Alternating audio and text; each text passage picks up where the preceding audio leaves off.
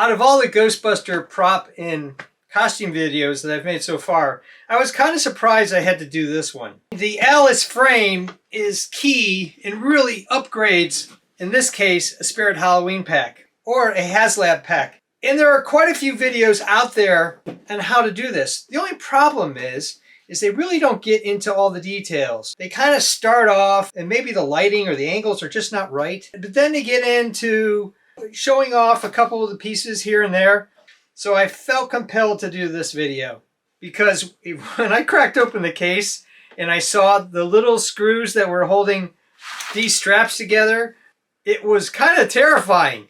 I can see you walking around doing your Ghostbuster thing, and without this Alice frame, using these regular shoulder pads, these things could easily pop out.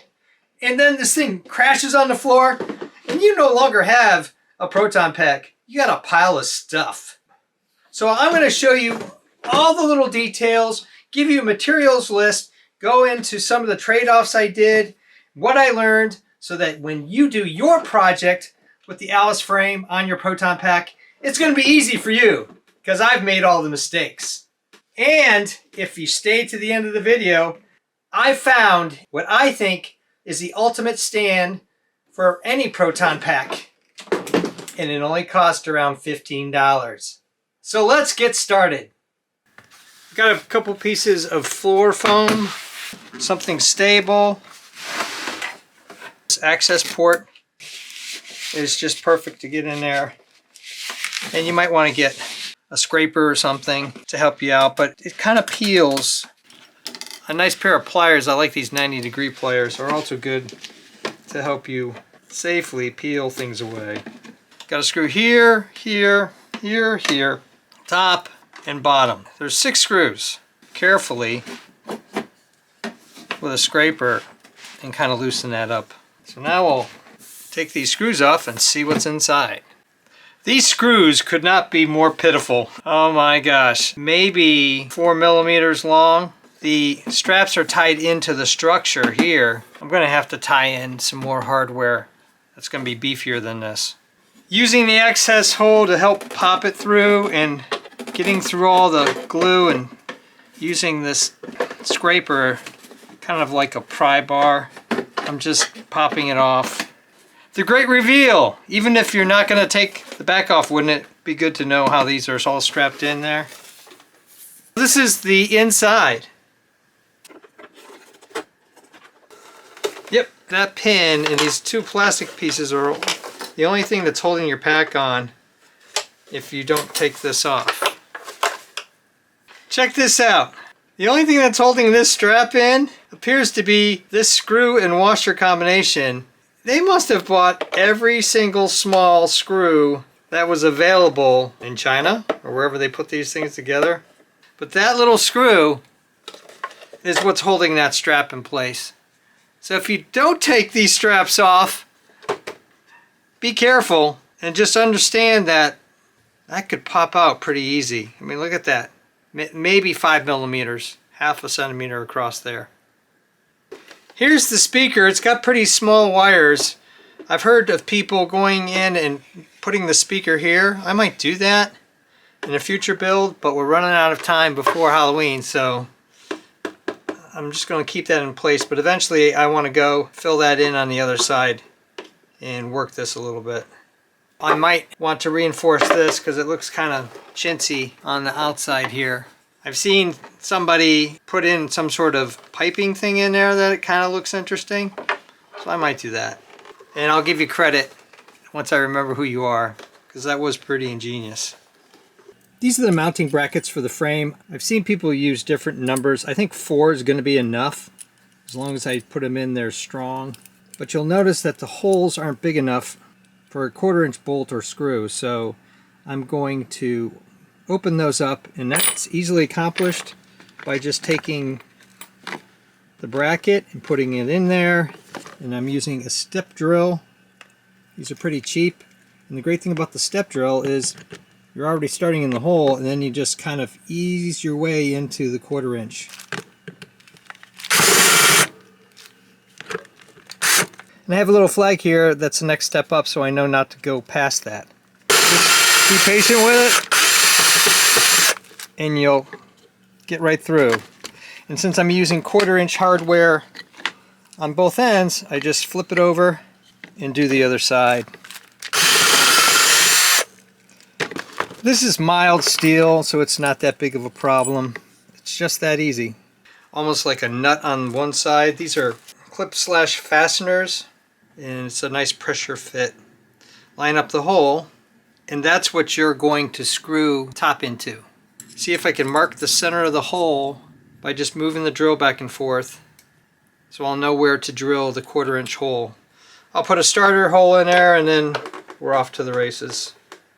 I would typically use a center punch in order to mark the center of the hole, but I'm worried that this plastic might be a little too brittle for that and it's going to crack. So I'm going to use this hand drill. I got this thing almost on a whim. You know what? I'm using it all the time for all sorts of builds. You'll see it in the future videos. So that's going to be my marker or starter hole to make this little hole right here. And the reason why I'm using this structure here, use it over here, and then up here is because that reinforces the corner brace in those directions and makes it a nice structural fit. The hole is through right there. You could have tried to do it with a drill and it just wouldn't have worked as well. These hand drills are very handy. And then I'll just open that hole up to 1/4". Probably use the step drill. There we go. For the outside piece, I'm just going to use for the 3/4" because I want to include the washer. On any of these brackets, you wouldn't have to use the nylon lock nut. You could probably go with the nuts that are provided in this little pack here. That'll probably be just fine, but I'm just going to make sure that it's rock solid. 1 down, 3 more to go. Boom, boom, boom. All 4 corner braces are in place. Took calipers, lined that up, and I tried to get the center of the hole, and that seems to be, you get to 0.8 inches, I think you're there. I got really close, but on some of the holes I needed a little bit of adjustment, so I just took a round file ever so lightly so that they would all line up. And I'll put some washers in there to totally lock it down. Now it's time to put in the Alice frame. But the first thing I got to do is drill holes into this. There, and in the center here. I found the center of each one of these pieces using a caliper. If you don't have a caliper, I tell you what, it's great, because what you do is measure this distance here, and then you can actually scratch off. Then I just confirmed it on both sides on each one of these things, marked it with a center punch, hit it with a smaller drill as a starter hole, and then finished it off with the step drill bit. You don't have to do the back area here because there's already holes. This is a 1/4" hole. Where to mount your Alice pack frame. Here are the original Spirit Halloween straps. So I lined the top of the bar because that's where the straps are going to be for the Alice pack. Then I use the little bump outs here, which you can't really see, where the original straps were. I ran these tubes along the lines here of the Spirit Halloween pack, and then I just put in some tape where I thought the approximate locations are. Yeah, it's pretty close to a 1/4" hole. And then on the back, you just got to get it in the middle of the slot. And this time I'm going to go in from both sides. I drilled the starter holes and I put tape on both sides to help keep the ragged edge from happening. Now I'm going to go in here with the step drill and cut down into 1/4". So I'll do that 4 more times. I did a fit check, pretty happy with that. Just a little bit of an extension. I've got fender washers on the back, and I put some fender washers here on the back on the top because of the gap. take these off and put this back on after I clean it up a little bit. I've got double-sided tape all the way around. Now I'm just going to kind of lay this in carefully and then push it down. And I'm using the frame as a guide to get this all in place. Slowly push it in place. Starting on this side and just poking holes. Only in the places where I'm going to put hardware. Ah, me. But you gotta be careful. This thing's dangerous. And then I'll poke it in on the other side. I'll finish this up and then start installing the hardware. Here's the hardware I'm using. There's 12 of those, 5 here. There's going to be 2 on top here. 1/4, 20, 1.5 inch. I'm right between 1.5 inch and 1 3/4. That extra quarter I don't want sticking up and hitting my back. 5 of these nylon lock nuts, and I have 5 of these 1/4, 20, 7/8 inch long coupling nuts. So the nylon lock nut, it's a little less than I would like or prefer, but it's nice and flush, so I'm going to go with it. Or you could just use the regular nuts that come with the kit. I wanted to point something out here. This is where the hook on for the Spangler wand is. I'll post up there. I did that modification. The screws that were in there, they were this big, and that wasn't going to hold the Spangler wand. I went in, added some screws, cut them down, number 632s, threw it to here, and tightened that down so that it's not going to fall off or break off. Alice pack frame. Put it in place, and then screws and washers. This is I'm using 3/4 inch stainless steel screws and some washers here, and we'll put it down into the 4 points and lock this out. You still have access to the battery pack back here. This isn't going to cut into you, and once I've got it all tightened down, I think it's going to be fine. If you've lasted this long in the video, you deserve a couple extra bonus thoughts that are going to make your pack that much better. So here's where I tied in the last post. I think what that's going to do is structurally, it's going to work better with these connectors. Let's go through this here. 1 3/4 inch, 1 3/4 inch, 1.5, 1.5, 1.5, 2 inches with 2 extra nuts because it raises up a little bit. So let's try that out and see how it works. Wow!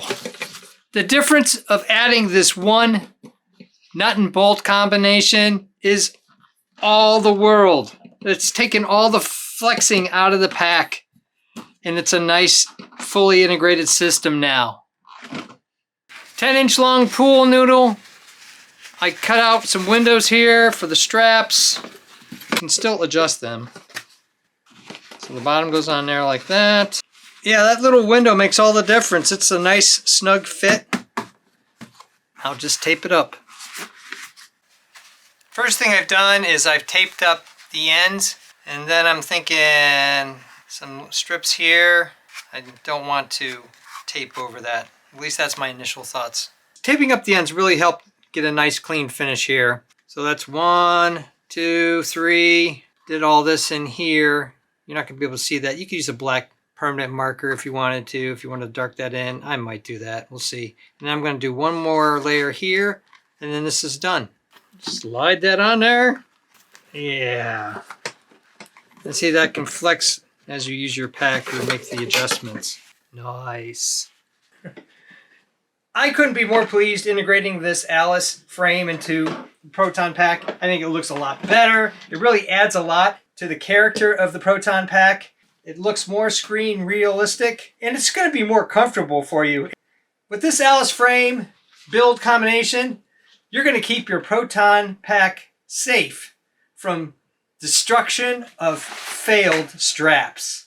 If you're interested in all sorts of videos on how to make the costume, the props, and how to make it better, check out the link below and up here to the playlist. This is like, I don't know, video 12 in the series of how to put this costume and props together for the Ghostbusters.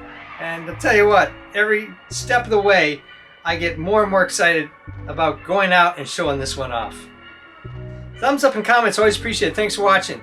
If you're interested in all sorts of costumes, cosplay and props, modification of props, designs of all kinds, making and breaking things, I do evaluations of sports gear, photography equipment, home repairs, and just about a little bit of everything. Check out my channel and please subscribe and hit that bell, because you never know what you're gonna see. Oh, I did promise you the stand. Believe it or not, this is a guitar stand I got on Amazon for about $14 on sale, maybe even less. Added a little couple things to it, and it really is the best stand for your Proton pack. More on this stand in a future video.